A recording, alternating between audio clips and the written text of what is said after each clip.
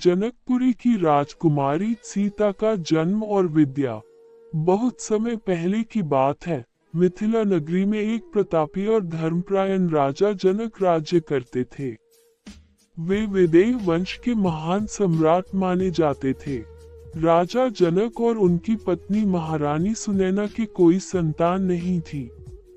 उन्होंने ईश्वर से संतान प्राप्ति के लिए अनेक यज्ञ और तप किए।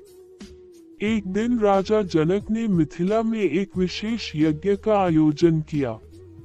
यज्ञ के दौरान जब वे स्वयं खेत जोत रहे थे, तभी हल्की नोक से भूमि के अंदर कुछ कठोर वस्तु टकराए। जब उन्होंने भूमि को खोदा, तो वहां से एक सुंदर और तेजस्वी कन्या मिली। वह कन्या कमल के समान सुंदर थी और उसकी मुस्कान चंद्रमा को भी लज्जित करती थी।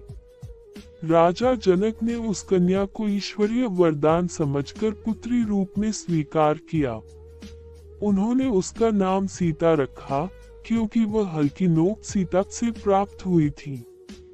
सीता बचपन से ही अत्यंत तेजस्वी, विनम्र और बुद्धिमान थी।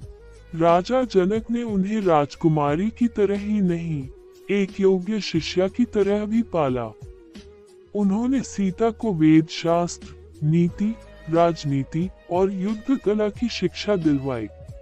सीता को प्रकृति से विशेष लगाव था और वे धर्म, दया और करुणा के गुणों से परिपूर्ण थी।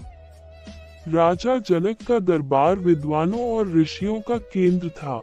बाल्यावस्था में ही सीता ने महान ऋषियों से ज्ञान प्राप्त किया और उनका चिंतन इतना गहरा था कि स्वयं गुरुजन भी उनके उत्तरों से चकित रह जाते थे।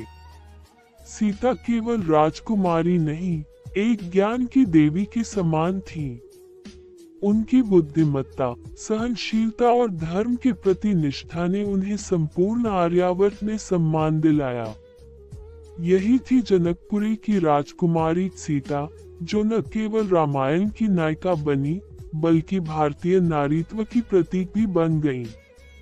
उनका जीवन त्याग, प्रेम, बलिदान और आत्मबल की मिसाल है। योजक चिन्ह, योजक चिन्ह, योजक चिन्ह। अगर आप चाहें तो मैं आगे की कहानी सीता का स्वयंवर और राम से विवाह भी लिख सकता हूँ।